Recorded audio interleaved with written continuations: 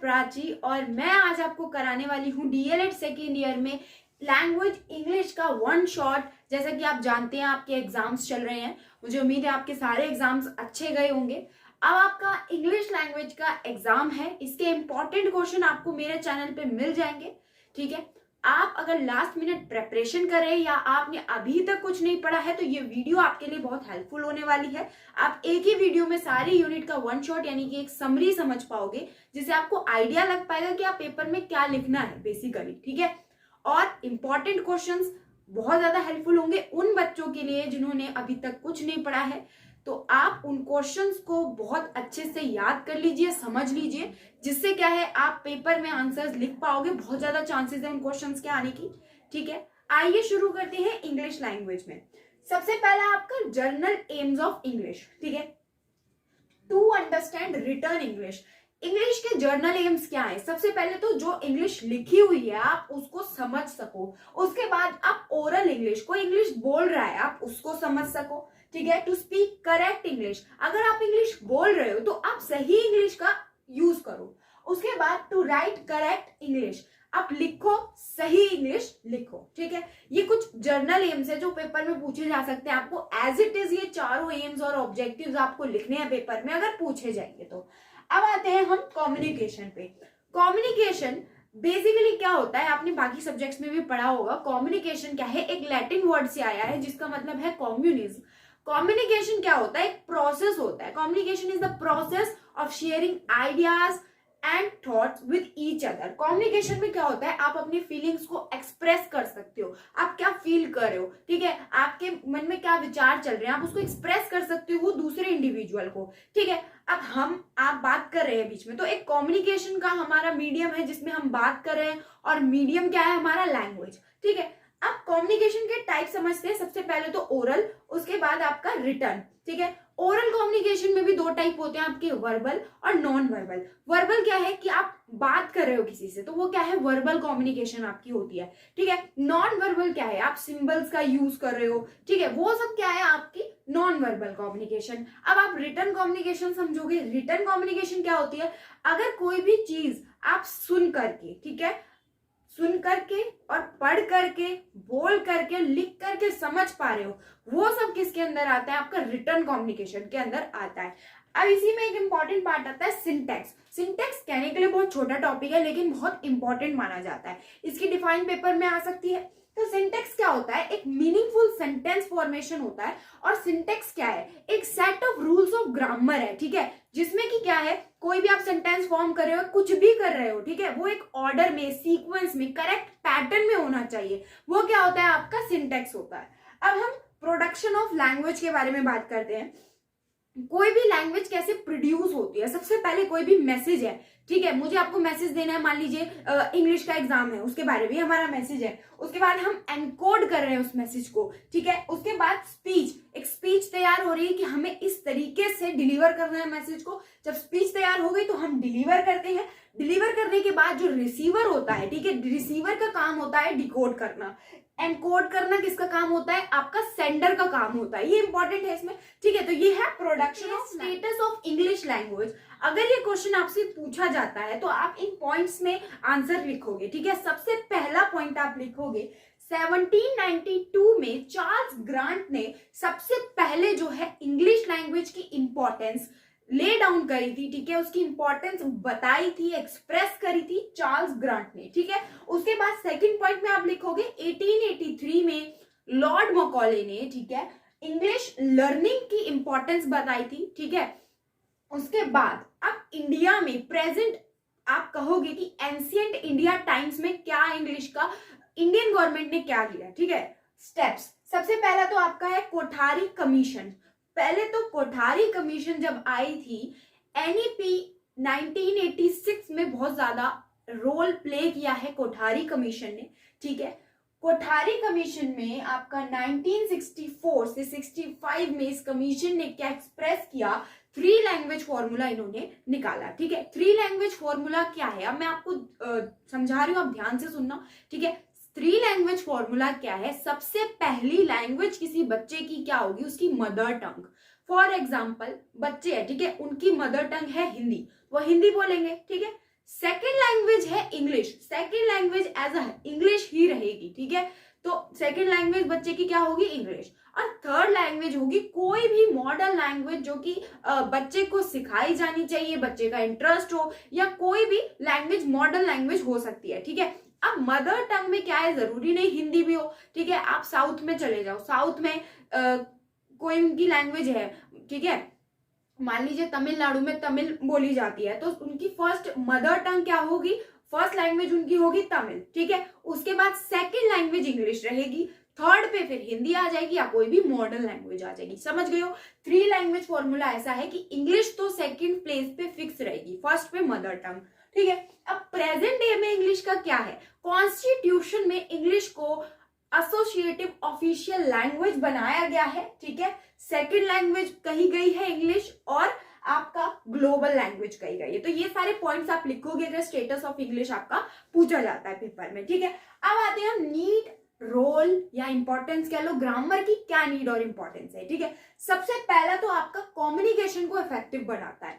Grammar क्या, अगर आप किसी से बात कर रहे हो, किसी लैंग्वेज में बात कर रहे हो, बेशक से हिंदी में करो, हिंदी में भी तो ग्रामर है, अगर आप ग्रामर का यूज करके करेक्ट इंग्लिश बोलते हो तो कम्युनिकेशन इफेक्टिव होती है, वहां पे मिस कम्युनिकेशन नहीं होता, ठीक है। Backbone of the rules, rules को सेट करती है ग्रामर। उसके बाद है आपका बेटर अंडरस्टैंडिंग, अंडरस्टैंडिंग को डेवलप करती है इंग्लिश, ग्रामर। उसके बाद इंटरमीडिएट का काम करती है, ठीक है। किसी भी दो इंडिविजुअल में कम्युनिकेशन हो रही है, कन्वर्सेशन हो रही है, उसमें क्या काम करती है, इंटरमीडिएट का काम करती है, ठीक है। लिटरेचर और ग्रामर में रूल्स क्या है, आपका इंटरमीडिएट का काम करते हैं। उसके बाद है आपका प्रोनाउंसिएशन, प्रोनाउंसिएशन में हेल्प करती है। ग्रामर से क्या होता है, जैसे हमें वॉबल्स के बारे में पता चलता है, हम किसी भी वर्ड को पढ़ने में, ठीक है, जैसे ग्रामर खुद एक वर्ड है, उसको भी हम पढ़ते हैं तो वॉबल्स का यूज करें, कॉन्सोनेंट्स का यूज कर रहे हैं, ठीक है। तो क्या है, हम क्या कर रहे हैं, इसमें प्रोनाउंसिएशन ग्रामर इंप्रूव करती है। स्ट्रक्चर है ग्रामर एक, और स्ट्रक्चर फॉर्मेशन में कोई भी हम बात बोलते हैं, इंग्लिश में बोले चाहे हिंदी में बोले, एक ऑर्डर में बोलते हैं, ठीक है, कि राम इज प्लेइंग, ठीक है। कोई ऑर्डर खराब करके तो नहीं बोलते हैं, करेक्ट ऑर्डर में इसका करेक्ट मीनिंग निकले ऐसे बोलते हैं, तो स्ट्रक्चर बनता है। उसके बाद ग्रामर क्या है, यूनिवर्स। इसी में अब हम पढ़ते हैं इंपॉर्टेंट कंसेप्ट डाइवर्स लर्नर। ये इंपॉर्टेंट है, आपका 8 मार्कर में पूछा जा सकता है, ठीक है। तो डाइवर्स लर्नर, डाइवर्सिटी पहले तो किस बेसिस पे, सबसे पहले तो फिजिकल बेसिस पे डाइवर्सिटी, फिजिकल इंक्लूजन, फिर सोशल बेसिस पे डाइवर्सिटी, सोशल इंक्लूजन, फिर उसके बाद आपकी आती है कॉग्निटिव बेसिस पे डाइवर्सिटी यानी कॉग्निटिव इंक्लूजन, ठीक है। अब फिजिकल में क्या क्या आता है, सबसे पहले वो बच्चे जो कि फिजिकली डिसेबल हैं, ठीक है, किसी भी काम में, किसी भी एक्टिविटी में पीछे हैं, ठीक है। सोशल में आता है कि कोई बच्चा इंट्रोवर्ट है, बात नहीं करता है, सोशल डेवलपमेंट नहीं हुई है, इतनी जल्दी कनेक्ट नहीं कर पाता सबसे, ठीक है। कॉग्निटिव इंक्लूजन में वो बच्चे आते हैं जो मेंटली डिस्टर्ब्ड है, ठीक है, इनको कोई भी आपकी डेफिशिएंसी है इनकी, ठीक है, मेंटली जो भी इनअप्रोप्रिएटनेस है, वो सारे बच्चे इसमें आते हैं, ठीक है। अब मल्टीपल वेज ऑफ लर्निंग, इनको आप कैसे पढ़ा सकते हो, आपने एक हॉवर्ड गार्डनर की थ्योरी पढ़ी होगी, जिसमें क्या है, लर्निंग के जितने भी बहुत ज्यादा टाइप्स होते हैं, इंटेलिजेंस के टाइप्स थे, ठीक है, वही मल्टीपल वेज ऑफ लर्निंग आपके डाइवर्स लर्नर में आएंगे। आप ध्यान से समझिए कैसे। सबसे पहले तो वर्बल लिंग्विस्टिक, इसमें क्या है, ठीक है, वर्बल लिंग्विस्टिक में इसमें आता है कि बच्चे जो हैं बोल करके, ठीक है, अपनी लैंग्वेज को एक्सप्रेस करके जो अब लर्निंग करते हैं, वो इसमें आता है। उसके बाद आपका लॉजिकल, ठीक है, लॉजिकल में आपके कॉग्निटिव से रिलेटेड आता है, कोई भी प्रॉब्लम सॉल्विंग करना, ठीक है, कैलकुलेशन करना। विजुअल, विजुअल में आता है आप किसी भी चीज को इमेजिन कर रहे हो, विजुअल का मतलब नहीं आप देख रहे हो, इमेजिनेशन पावर इसमें आती है। उसके बाद काइनेस्थेटिक, ठीक है, इसमें क्या है, मान लो किसी बच्चे का इंटरेस्ट नहीं है बिल्कुल भी पढ़ाई में, या कुछ वो डिसेबल है लेकिन फिर भी उसे स्पोर्ट्स में इंटरेस्ट है, तो उसका वहां भी लर्निंग उसकी हो रही है, ठीक है, एथलीट। उसके बाद है आपका म्यूजिकल, म्यूजिकल में क्या है, सॉन्ग्स, पोयम, ये सब में बच्चे का इंटरेस्ट है, आप वहां से उसको लर्निंग करवा सकते हो। उसके बाद इंटरपर्सनल, इंटरपर्सनल आपका सोशल के लिए आएगा, सोशल इंक्लूजन वाले बच्चे के लिए आप इंटरपर्सनल यानी दो लोगों के बीच में आप एक डिस्कशन करा सकते हो, जिससे जो बच्चा बोलता नहीं है, इंट्रोवर्ट है, उसको डर लगता है बोलने से, तो वो क्या है, ओपननेस आएगी उसमें और वो एक्सप्रेस कर पाएगा। इंट्रापर्सनल, इंट्रापर्सनल यानी जिसको एंजाइटी है, स्ट्रेस है, उस बच्चे को आप ये करा सकते हो, वो अपने आप से सेल्फ टॉक कर सकता है, पॉजिटिव, खुद को पॉजिटिव रखने के लिए सब कर सकता है। अब अब टीचर का क्या रोल है आपका डाइवर्स लर्नर में? सबसे पहला तो अपॉर्चुनिटी दोगे आप। ये नहीं है कि आपने सिर्फ जो अच्छे बच्चे कर रहे हैं उन्हीं को ही कराते जा रहे हो, जो बेकार कर रहे हैं आप उनको मौका ही नहीं दे रहे हो, तो वो आपको नहीं करना है, ठीक है। उसके बाद फैसिलिटेटर, टीचर का रोल कैसा होना चाहिए? फैसिलिटेटर का रोल होना चाहिए, टीचर को बच्चों को करने देना चाहिए कि आप काम करो, आप पढ़ो और खुद से सीखो, ठीक है। उसके बाद क्वेश्चन आंसर्स आप प्रैक्टिस करोगे, ठीक है, बच्चों से क्वेश्चन पूछोगे, और ये नहीं कि आप स्ट्रिक्ट रहोगे बच्चों से, अगर बच्चा कहीं अटक रहा है तो आप प्रॉम्प्ट करोगे उनको, ठीक है। उसके बाद है इवैल्यूएशन जो है इफेक्टिव होना चाहिए, इंक्लूजन के जो बच्चे हैं उनके लिए मेथड ऑफ इवैल्यूएशन इफेक्टिव होना चाहिए बहुत ज्यादा। उसके बाद है आपका मेथड और स्ट्रैटेजी, टीचिंग स्ट्रैटेजी ऐसी होनी चाहिए कि ये नहीं है कि आप खुद ही इंटरेस्ट नहीं ले रहे हो, टीचर खुद इंटरेस्ट नहीं ले रहा है क्लास में, बहुत ज्यादा इफेक्टिव स्ट्रैटेजी। अब हम पढ़ते हैं इसी में ग्रामर में कुछ साउंड्स के बारे में, ठीक है। सबसे पहला तो प्रोनाउंसिएशन। प्रोनाउंसिएशन बेसिकली क्या होता है? किसी भी चीज को हम प्रोनाउंस करते हैं, ठीक है, एक तरीके से किसी शब्द को बोलते हैं या कोई भाषा को बोलते हैं, वो क्या होता है? प्रोनाउंसिएशन, ठीक है। आपने कोई शब्द लिखा देखा, आप उसको बोल रहे हैं, आप जिस तरीके से बोल रहे हैं वो आप प्रोनाउंसिएशन उसको बोलते हैं हम, ठीक है। बेसिकली प्रोनाउंसिएशन को इम्प्रूव करने की कुछ टेक्निक्स होती है जो आप बच्चों में इम्प्रूव कर सकते हो, ठीक है। सबसे पहले तो टेक्निक क्या होगी कि बच्चों को जो है रीडिंग स्किल्स आप पढ़ाओगी, ठीक है, रीडिंग स्किल्स डेवलप करोगे, और टीचर जो है, टीचर खुद करेक्ट प्रोनाउंसिएशन का यूज करेगी, ठीक है। जैसे फॉर एग्जांपल शेड्यूल बोलते हैं इसको, ठीक है, लेकिन असली प्रोनाउंसिएशन इसकी स्केड्यूल है, ठीक है। तो प्रोनाउंसिएशन टीचर ही जब इंप्रूव करेगी तभी बच्चों की भी इंप्रूव होगी, और बच्चों में वेरियस टेक्निक से हम प्रोनाउंसिएशन को इंप्रूव कर सकते हैं, ठीक है। जैसे उन्हें अपॉर्चुनिटी दे सकते हैं कि वो रीडिंग करें या क्लास रीडिंग करें, बच्चों को सेल्फ स्टडी के लिए इन्फ्लुएंस कर सकते हैं, इससे क्या होगा? उनकी प्रोनाउंसिएशन डेवलप होगी। डिबेट में पार्ट देने के लिए बोल सकते हैं, जिससे बच्चे जो है जितना बोलेंगे उतना ज्यादा उनकी प्रोनाउंसिएशन इंप्रूव होगी, ठीक है। अब आते हैं फोनेटिक साउंड्स क्या होती है? फोनेटिक साउंड्स वो होती हैं जिनके जो फोन्स होते हैं, ठीक है, किसी भी वर्ड के जो फोन्स होते हैं वो जब एक जैसे साउंड करते हैं और उनको ग्रुप कर दिया जाता है तो वो होती है आपकी फोनेटिक साउंड। अब इंडिविजुअल साउंड क्या है? इंडिविजुअल यानी अलग अलग, ठीक है, अपनी अपनी खुद की साउंड किसी भी वर्ड की, अल्फाबेट की, ठीक है। आइडेंटिफाइंग साउंड्स और स्पीच डिफरेंटली आप उनको आइडेंटिफाई करते हो, होते हैं आपकी इंडिविजुअल साउंड। पॉजेस क्या होता है? ब्रेक लेते हैं, ठीक है, या पंक्चुएशन लगाते हैं ऑन द स्पोकन वर्ड्स और द सेंटेंस। अब जैसे मैं बोल रही हूँ, ठीक है, फॉर एग्जाम्पल, मैंने एक वर्ड बोला फॉर एग्जाम्पल, इसके बाद मैं थोड़ी देर रुकी, उसके बाद मैंने स्टार्ट किया, ठीक है। इससे क्या है कि आप बीच में उसमें ब्रेक लगा रहे हो जिससे कम्युनिकेशन इफेक्टिव हो सके, ठीक है, या आप उसमें पंक्चुएशन लगा रहे हो, ठीक है। अब फॉर एग्जाम्पल, जैसे आप मान लो मैंने बोला है फॉर एग्जाम्पल वर्ड मैंने बोला, ठीक है, अब आप इसको लिखोगे तो कैसे लिखोगे? फॉर एग्जाम्पल लिख के आप एक ऐसे मार्क लगाओगे, स्लैश बनाओगे, ठीक है। तो बेसिकली क्या है, ये आपका होता है पॉजेस। अब इंटोनेशन क्या होता है? इंटोनेशन होता है वेरिएशन ऑफ पिच, ठीक है। अब जैसे मैं बोल रही हूँ एकदम से अगर मैं अपनी तेज आवाज करूँ, ठीक है, मैंने अपनी पिच बढ़ा ली, या मैं एकदम से धीरे धीरे बोलने लगी, तो वो क्या है? इंटोनेशन, वॉइस इंटोनेशन, ठीक है। ये एक टेक्निक भी मानी जाती है टीचिंग में। अब आते हैं इंपॉर्टेंट है वर्ड स्ट्रेस और सेंटेंस स्ट्रेस। वर्ड स्ट्रेस पे क्या होता है? जैसे मैं आपको बोलती हूँ कि इंपॉर्टेंट क्वेश्चंस कर लो, तो मैं स्ट्रेस किस बात पे दे रही हूँ? इंपॉर्टेंट क्वेश्चंस, ठीक है। तो बेसिकली किसी वर्ड पे मैं जो है स्ट्रेस दे रही हूँ, या आप कोई वर्ड बोल रहे हैं कोई भी ऐसा वर्ड हो जिसपे स्ट्रेस दिया जाए, जैसे फॉर एग्जांपल इसमें एक वाटर वर्ड है, ठीक है। सिलेबल आपको याद करना होगा, समझना होगा। बेसिकली क्या होता है? सिलेबल्स होता है किसी भी वर्ड का एक ऐसा दो पार्ट, इसके जैसे वाटर के दो सिलेबल्स है, ठीक है। अब जैसे इसमें वर्ड स्ट्रेस कैसे आप समझ सकते हो? जैसे वाटर में आप वर्ड बोल रहे हो वाटर, तो इसमें आप वहां पे फोकस कर रहे हो, ठीक है। तो यहाँ पे आप किस पे आपका स्ट्रेस है? वहां पे, ठीक है। फिर वाटर, ठीक है। तो वर्ड स्ट्रेस समझ गए होंगे। अब सेंटेंस स्ट्रेस समझते हैं। सेंटेंस स्ट्रेस क्या है कि आप इम्फेस कर रहे हो, कोई भी आपने सेंटेंस बोला, ठीक है।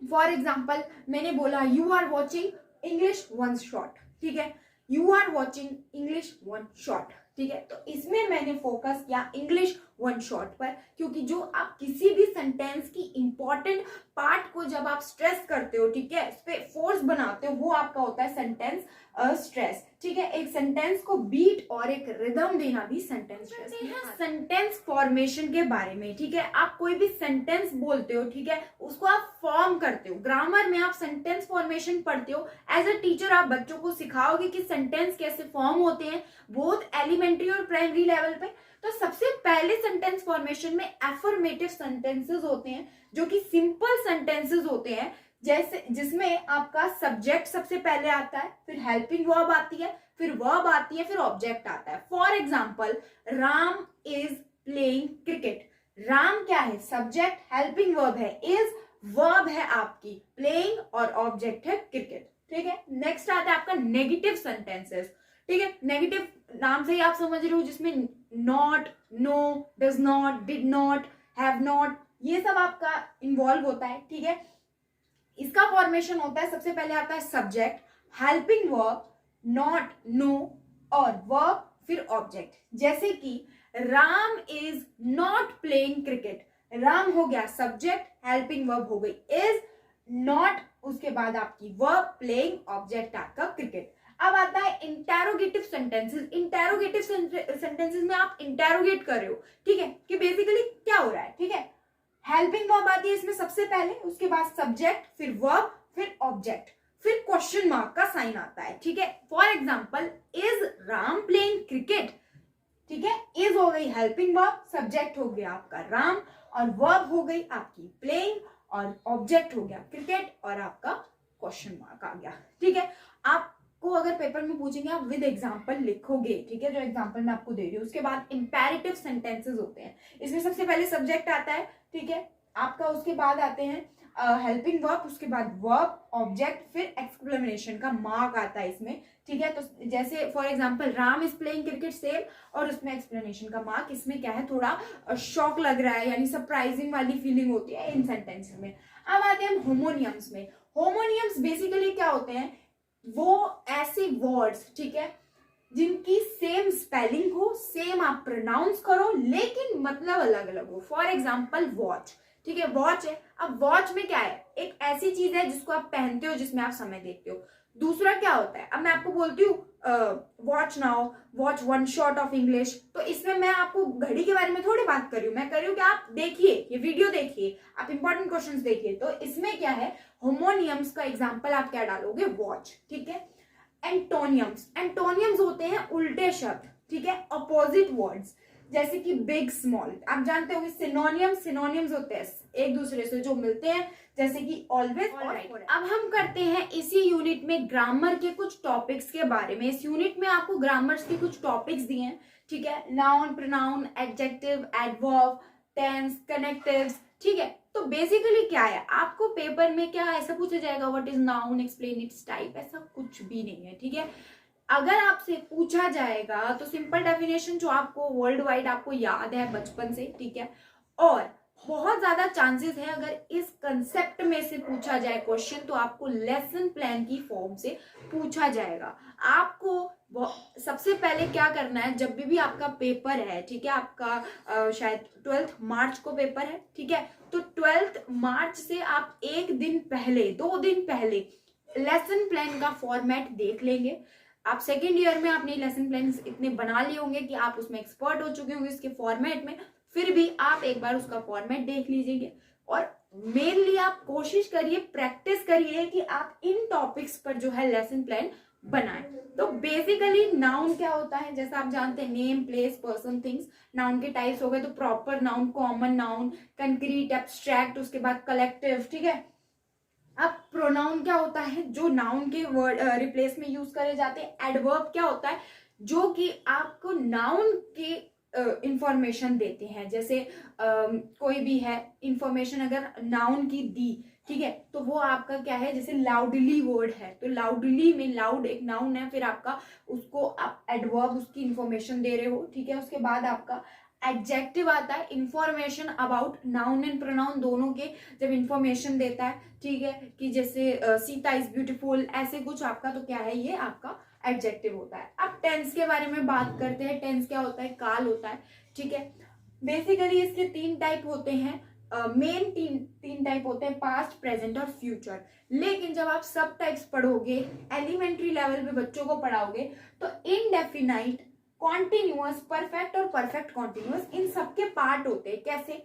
Past indefinite, past continuous tense, past perfect tense, past perfect continuous tense. ऐसी present indefinite tense, present continuous tense, present perfect tense, present perfect continuous tense.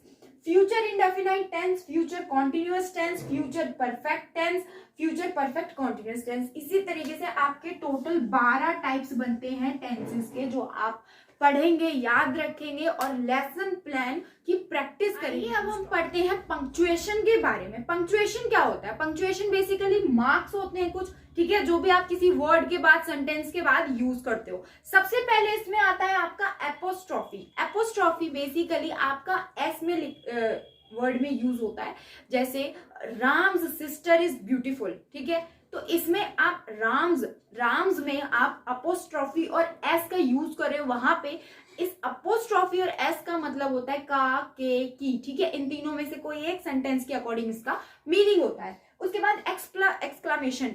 Exclamation mark जो होता है आपका कोई भी सरप्राइज को, शॉक को एक्सप्रेस करने के लिए लगता है सेंटेंसेस में। सेंटेंसेस के लास्ट में बेसिकली लगता है ज्यादातर, बट सेंटेंसेस के स्टार्टिंग में, मिडिल में कहीं भी यूज हो सकता है, ठीक है। अब कोलोन में बेसिकली क्या होता है, आप ऐसे ये 2 मार्क जो होते हैं, ठीक है, इसको आप कोलोन बोलते हो, ठीक है। अब आता है हाइफन। हाइफन क्या होता है? जैसे son in law, mother in law, तो कुछ वर्ड को ही रिलेट करने के लिए, कनेक्ट करने के लिए, लेकिन उनका मीनिंग डिफर करने के लिए, ठीक है, उन्हें एक्सप्रेस करने के लिए हम हाइफन का यूज करते हैं। इन्वर्टेड कॉमा होता है, कोई भी इंपॉर्टेंट चीज को आप कोट करते हो तो वो आपका इन्वर्टेड कॉमा से आप करते हो अंडरलाइनिंग, किसी भी इंपॉर्टेंट चीज को अंडरलाइन करते हो आप, ठीक है। अब आता है हमारा प्रीफिक्स और सफिक्स। प्रीफिक्स वो ही आपने जो इसे बचपन में पढ़ा है, उपसर्ग और प्रत्यय। प्रीफिक्स क्या होता है? किसी भी वर्ड के जो पहले आता है, ठीक है, जैसे अन हो गया, या ए हो गया, अनस्टेबल हो गया, जैसे ऐसे वर्ड्स, समझ रहे हो। उसके बाद सफिक्स जो कि वर्ड के बाद में आता है, ठीक है। अब रिपोर्टेड स्पीच क्या होती है? रिपोर्टेड स्पीच यानी जिस स्पीच को आपने रिपोर्ट करा, आप ऐसे याद रख सकते हो, एक इनडायरेक्ट स्पीच होती है, ठीक है, जैसे कि she said I like fishes, ठीक है, किसी और के बारे में आप बात कर रहे हो, अपने बारे में बात नहीं कर रहे हो, आप किसी और ने कुछ सेंटेंस बोला है, कुछ लाइन बोली है, वो आप बात कर रहे हो, तो वो क्या है? आप करते हैं अप्रोचेस ऑफ लैंग्वेज के बारे में, ठीक है। जब आप लैंग्वेज टीचिंग करते हो तो कुछ अप्रोचेस को आपको फॉलो करना पड़ता है, जो कि मस्ट होता है। तो आप 4 अप्रोचेस के बारे में पढ़ोगे। सबसे पहले तो structural approach. Structural approach basically क्या होती है? एक ऐसी अप्रोच जिसमें आप कोई सीक्वेंस, कोई पैटर्न फॉलो करते हो, एक स्ट्रक्चर फॉलो करते हो, तो वो आपकी स्ट्रक्चरल अप्रोच होती है। उसके बाद सिचुएशनल अप्रोच, जो बच्चे को कंडीशन पे, सिचुएशन के हिसाब से पढ़ाई जाती है, उस टेक्निक से पढ़ाया जाता है जो कि सिचुएशंस के अकॉर्डिंग हो और सिचुएशन से रिवॉल्व करे, वो आपकी सिचुएशनल अप्रोच होती है। कम्युनिकेटिव अप्रोच एक ऐसी अप्रोच होती है जिसमें बच्चे को मौका दिया जाता है कि वो भी कन्वर्सेशन करे और क्या है, कम्युनिकेट करे, अपने आइडियाज को, फीलिंग्स को शेयर करे। कंस्ट्रक्टिव अप्रोच में ये होता है कि बच्चा जो है अपने आइडियाज, थॉट खुद फॉर्म करता है rather than passively consuming it, ठीक है। तो कंस्ट्रक्टिव अप्रोच में जो चाइल्ड है वो अपने आप जो है जो भी उसके क्वेश्चंस है सॉल्व करता है, या कोई भी डायमेंशंस को वो अपने आप सोचता है, ठीक है। अब teaching oral expression. Oral expression को टीचिंग करने के लिए आपको कुछ पॉइंट्स अगर आपके पेपर में आते तो वो आपको ये पॉइंट्स लिखने हैं। सबसे पहला आपका इनिशिएटिंग पार्टिसिपेशन। ओरल एक्सप्रेशन कैसे डेवलप होगा? जब तक बच्चे पार्टिसिपेट ही नहीं करेंगे तब तक ओरल एक्सप्रेशन डेवलप नहीं होगा। Reading allowed. रीडिंग अलाउड होता है एक तरीके से, जैसे आप कोई पोएम फॉर एग्जांपल पढ़ा रहे हो, ठीक है, तो आप एक लाइन बोल रहे हो, पीछे से बच्चे फिर दूसरी लाइन बोल रहे हैं, ठीक है। तो इसमें क्या है, या आपने जो लाइन बोली उसी को बच्चे रिपीट कर रहे हैं, ठीक है, वो आपका इसमें हो गया। उसके बाद रीडिंग पिक्चर्स को रीड करना, मेकिंग स्टोरीज, ये भी आपका क्या है, ओरल एक्सप्रेशन को डेवलप करता है। उसके बाद यूजिंग नॉन वर्ड, ऐसे वर्ड जो बच्चे को पहले से पता है, ठीक है, उससे उनका ओरल एक्सप्रेशन डेवलप होता है, क्योंकि पास्ट एक्सपीरियंस के बेस पे जब आप पढ़ाओगे तो उनके ओवरऑल डेवलपमेंट वैसे ही होगी। उसके बाद इमिटेशन। इमिटेशन होता है वही कि आप नकल करना किसी भी चीज की। एक्टिंग और इमिटेशन अलग है, पेपर में पूछा जा सकता है बेशक 1 मार्कर में। 3 मार्कर में। लेकिन इमिटेशन और एक्टिंग जो है अलग अलग चीजें हैं। इमिटेशन का मतलब होता है आप किसी चीज को देख करके इमिटेट करो। एक्टिंग का मतलब होता है आप स्क्रिप्ट प्रिपेयर करने के बाद, आप डिसीजन के बाद जो है इम्प्लीमेंट करो, एक्ट करो। आपका रिटर्न एक्सप्रेशन के बारे में कि आप बच्चों में रिटर्न एक्सप्रेशन कैसे डेवलप करोगे। सबसे पहला तो सिंपल कंपोजिशन। सिंपल कंपोजिशन सबसे पहले आप बच्चे को कोई भी सिंपल सेंटेंस हो गया, कोई छोटा पैराग्राफ हो गया, कोई आंसर हो गया, वो आप लिखना सिखाओगे। उसके बाद पैराग्राफ कंपोजिशन, उसके बाद कोई भी टॉपिक बच्चों को दे दोगे और पैराग्राफ लिखने के लिए कहोगे तो आपका बच्चों का रिटर्न एक्सप्रेशन डेवलप होगा। ट्रांसक्रिप्शन, ट्रांसक्रिप्शन क्या है कि कोई भी पहले बच्चों को कोई भी ऑडियो सुना दिया, कुछ भी दिखा दी, कोई वीडियो दिखा दी, ठीक है, तो बच्चे क्या है अब उसको एक लैंग्वेज में, इंग्लिश लैंग्वेज में उन्होंने उसको सुना, अब वो ट्रांसक्राइब करेंगे अपने वर्ड्स में कि उन्होंने उससे क्या समझा, समराइज क्या करा। उससे आपको क्या है, बच्चे का इंग्लिश लैंग्वेज भी डेवलप होगी और क्या डेवलप होगा, return expression in English language develop होगा। उसके बाद डिक्टेशन। डिक्टेशन ये प्राइमरी लेवल पे ज्यादातर होता है। वर्ड्स दे दिए जाते हैं बच्चों को और बच्चे वर्ड्स या सेंटेंसेस को अपनी कॉपी में राइट डाउन करते हैं। इससे बच्चों का रिटर्न एक्सप्रेशन डेवलप होता है। स्पेलिंग मिस्टेक्स में अगर कोई एरर करता है बच्चा तो वो हम डिटेक्ट कर सकते हैं। उसके बाद नोट टेकिंग, ये तो अपर लेवल पे भी बच्चों को हमें डेवलप कराना चाहिए कि जैसे जो पढ़ रहे हैं, इवन आप अगर वीडियो से पढ़ रहे हैं, ठीक है, तो आप नोट बनाते जाइए साथ के साथ, तो उससे भी आपका क्या हो रहा है, आपका रिटर्न एक्सप्रेशन डेवलप हो रहा है। अब रीडिंग कॉम्प्रिहेंशन कैसे डेवलप करेंगे, सबसे पहले तो क्वेश्चंस रीड करने के लिए कहेंगे बच्चों को, क्वेश्चंस खुद जनरेट करे बच्चा। उसके बाद समराइजेशन, समराइजेशन कोई भी मैंने टॉपिक पढ़ाया आपको, अब बच्चे को खड़ा कर दिया कि आपने स्टोरी में क्या समझा या इसको छोटे फॉर्म में बताओ कि क्या थी स्टोरी पूरी, ठीक है। उसके बाद प्रिडिक्शन, उसके बाद बच्चों को कहेंगे need and importance of text book. Text book आपने देखा है बेसिकली बुक्स होती है, देखो क्या रोल होता है उनका लर्निंग, लैंग्वेज लर्निंग में, ठीक है। सबसे पहले तो सिलेबस को कवर करते हैं, करिकुलम के सारे एस्पेक्ट्स को कवर करती है टेक्स्ट बुक। उसके बाद बेस ऑफ टीचिंग और लर्निंग, पढ़ने के लिए और पढ़ाने के लिए एक बेस होती है, हमें पता चलता है हमें एक टॉपिक में किस किस एस्पेक्ट को टच करना है। उसके बाद हेल्पफुल फॉर रिवाइजिंग, अब पढ़ा दिया हमने बच्चे को, तो बच्चे को कुछ टाइम बाद अगर रिवीजन करनी होगी, ठीक है, तो उसके लिए एक मटेरियल प्रोवाइड होगा। बेसिकली वो टेक्स्ट बुक बहुत हेल्प करेगी उसे रिवाइज करने में। उसके बाद एग्जाम्पल, टेक्स्ट बुक में हमें एक्यूरेट एग्जाम्पल्स मिलते हैं। उसके बाद ऑल इंफॉर्मेशन मिलती है, हर तरीके की इंफॉर्मेशन, कोई भी सारे टॉपिक्स की आप एक जगह पे, कलेक्टिव सोर्स ऑफ इंफॉर्मेशन है टेक्स्ट बुक। उसके बाद प्रैक्टिस क्वेश्चन, आपने देखा होगा हर चैप्टर के बाद, हर यूनिट के बाद कुछ प्रैक्टिस क्वेश्चंस होते हैं जिससे बच्चा जो है प्रैक्टिस कर सकता है। अब हम पढ़ते हैं टीचिंग लर्निंग एड्स के बारे में।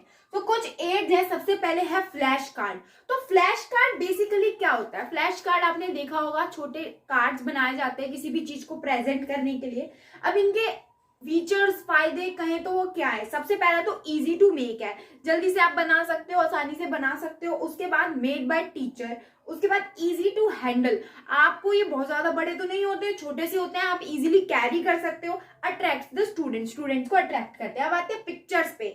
पिक्चर्स आप पहले प्राइमरी लेवल पे यूज कर सकते हो अगर टॉपिक से रिलेटेड पिक्चर्स हो, ठीक है। सिस्टमैटिकली आप पिक्चर्स को रखो, टॉपिक वाइज रखो, जो टॉपिक पढ़ा रहे हो उसके अकॉर्डिंग रखो। ब्यूटीफुल लुक होना चाहिए जिससे बच्चे अट्रैक्ट हो। अब आते हैं चार्ट्स पे। चार्ट्स क्या होता है, चार्ट्स आपका पिक्चरल चार्ट हो सकता है, ग्राफिकल चार्ट हो सकता है, न्यूमेरिकल चार्ट हो सकता है, ठीक है। चार्ट क्या होता है, बेसिकली स्टूडेंट को मोटिवेट करता है, उसके बाद कंटिन्यूटी दिखाता है प्रोसेस में, उसके बाद इंफॉर्मेशन को समराइज करता है, कोई भी चार्ट होता है तो, ठीक है। उसके बाद abstract idea in visual form, आप जो है एब्स्ट्रैक्ट आइडियाज को, थॉट्स को विजुअल फॉर्म में कर सकते हो। अब मॉडल्स, मॉडल्स क्या होते हैं, मॉडल्स आपके बेसिकली 3D मॉडल्स होते हैं, कंक्रीट रिप्रेजेंटेशन होते हैं किसी भी प्रोजेक्ट की, ठीक है। सबसे पहला एडवांटेज क्या होता है, एक तो इंटरेस्टिंग टू वॉच होता है, बच्चों की अटेंशन कैच करता है। Working and non working model हो सकता है, ठीक है।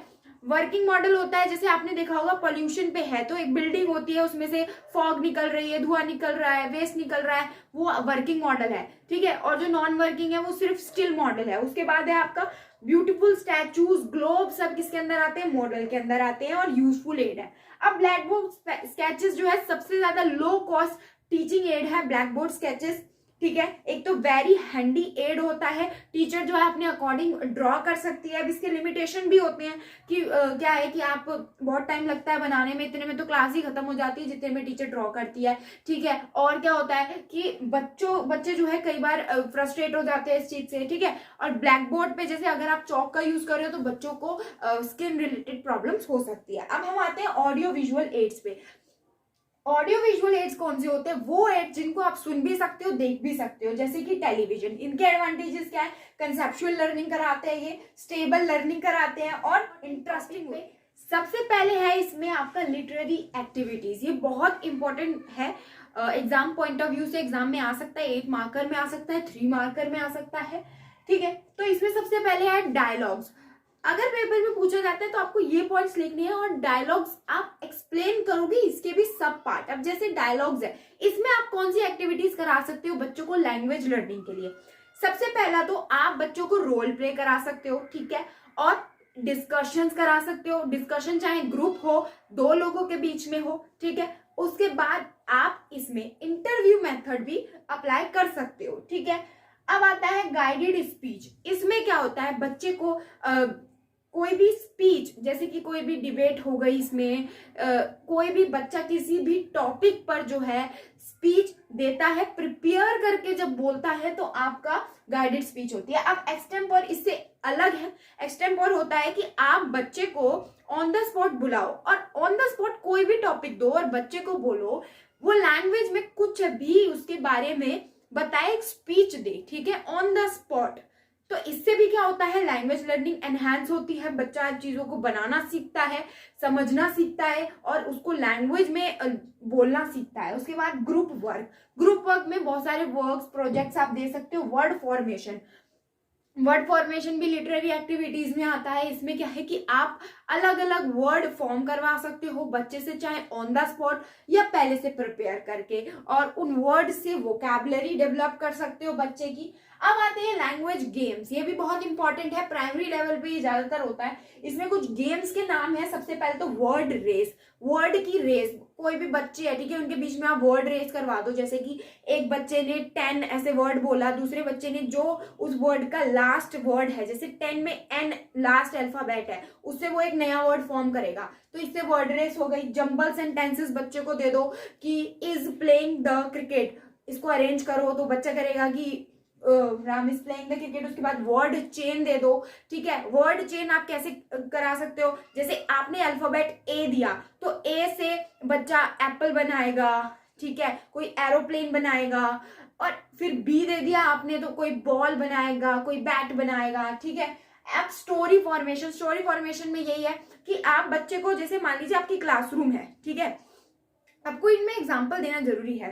जैसे क्लासरूम है, आपने क्या किया, एक सेंटेंस बोल दिया, in the morning Sita woke up and she, आगे बोला कि आप एक लाइन बनाओ आगे स्टोरी में, फिर अगला बच्चा आगे कंप्लीट करेगा, फिर ऐसे एंड करते करते लास्ट बच्चा जो स्टोरी का एंड करेगा। इससे बच्चे अटेंटिव रहेंगे कि हमें क्या बोलना है, स्टोरी को क्या ट्विस्ट दें, तो बहुत ज्यादा इफेक्टिव होगी ये गेम, जो है बहुत ज्यादा डेवलप करेगी, ठीक है। अब ई लर्निंग पर आते हैं। ई लर्निंग क्या होता है? एक ऐसी लर्निंग जो आप इलेक्ट्रॉनिक मीन्स से करते हो, ठीक है, जैसे वर्चुअल क्लासरूम हो गया या स्मार्ट बोर्ड का यूज करके जब आप करते हो। एडवांटेजेस क्या है? एक तो इंडिपेंडेंट लर्निंग होती है, स्टेबल लर्निंग होती है, यानी लंबे समय तक बच्चा याद रखता है, मास लर्निंग होती है, एक साथ पढ़ते हैं, इंडिविजुअल लर्निंग नहीं होती है, और इजी होती है, और इंटरैक्शन विद पीयर्स से इंटरैक्शन करता है बच्चा। टेस्टिंग और इवैल्यूएशन के बारे में पढ़ने में, ठीक है, ये भी एक इंपॉर्टेंट टॉपिक है। इसमें आपको डिफरेंस पूछा जा सकता है या सिंगलली पूछा जा सकता है। तो टेस्टिंग क्या होता है? टेस्टिंग बेसिकली, टेस्ट क्या होता है? एक फॉर्मल सिस्टमैटिक टूल होता है टेस्ट, ठीक है। आप क्या इवेल्युएट करते हो, इससे क्या असेस करते हो? हम स्टूडेंट की ability over a period of time या उसकी क्या अचीवमेंट है वो हम इसमें इवेल्युएट करते हैं, असेस करते हैं। टाइप्स ऑफ टेस्ट होता है डायग्नोस्टिक टेस्ट। डायग्नोस्टिक टेस्ट जो होता है बेसिकली स्टूडेंट की वीक एरियाज को जानने के लिए होता है। फॉर्मेटिव टेस्ट होता है, ठीक है, जो यूनिट टेस्ट इसमें इन्वॉल्व होता है, समेटेड यानी टर्म एंड टेस्ट होता है, ठीक है। इसके बाद अचीवमेंट टेस्ट भी होता है एक बेसिकली। अब आता है आपका इवेल्युएशन। इवेल्युएशन क्या होता है? आप डेटा का कलेक्ट करते हो on the basis of performance of student. Evaluation testing से वाइडर टर्म है, ठीक है। इवेल्युएशन में क्या होता है? आप ओवरऑल बच्चे की प्रोग्रेस देखते हो या वीकनेस देखते हो। इसका पर्पस होता है टू इवेल्युएट। इसके टाइप्स होते हैं फॉर्मेटिव यानी कि आप यूनिट वाइज बच्चे को इवेल्युएट करते हो, समेटिव टर्म एंड पे आप इसको इवेल्युएट करते हो, डायनेमिक। डायनेमिक में क्या है कि जब बच्चे के changes in behaviour, changes in learning होता है तो आप जब उसको इवेल्युएट करते हो तो आपका डायनेमिक इवेल्युएट। अब हम करेंगे कॉन्टिन्यूअस एंड कॉम्प्रिहेंसिव। ऑलराइट, अब हम करेंगे कॉन्टिन्यूअस एंड कॉम्प्रिहेंसिव इवेल्युएशन के बारे में।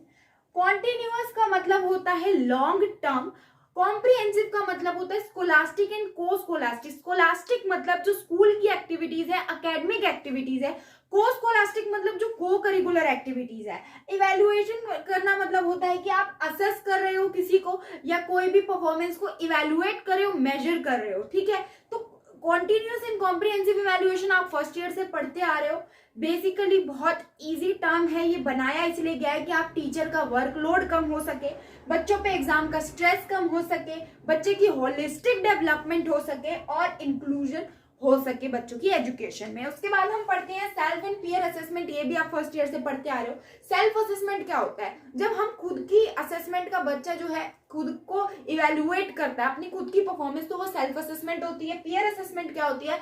जब आप क्लासमेट के वर्क का इवेल्युएशन करते हो, वो आते हैं। एक और इम्पोर्टेंट पार्ट पर कंस्ट्रक्टिव फीडबैक। इससे भी 8 मार्कर के क्वेश्चन बनने के काफी चांसेस हैं। कंस्ट्रक्टिव फीडबैक क्या होता है? A type of feedback aimed at providing clear, actionable and supportive guidance. तो इसमें आप अगर की टर्म्स देखेंगे तो आपका क्लियर, एक्शनेबल और सपोर्टिव आपका क्या होता है? इसके की टर्म्स हैं। आप इसकी डेफिनेशन याद कर सकते हैं। इससे एक ऐसा फीडबैक जो आपको एक क्लियर, ठीक है, और एक एक्शनेबल फीडबैक दे आपकी खुद की स्किल्स पर कंस्ट्रक्ट करे, ठीक है। इसके सोर्स हो सकते हैं टीचर आपको फीडबैक दे रही है क्योंकि टीचर ने आपके बारे में ऑब्जर्व करा, इवेल्युएट करा।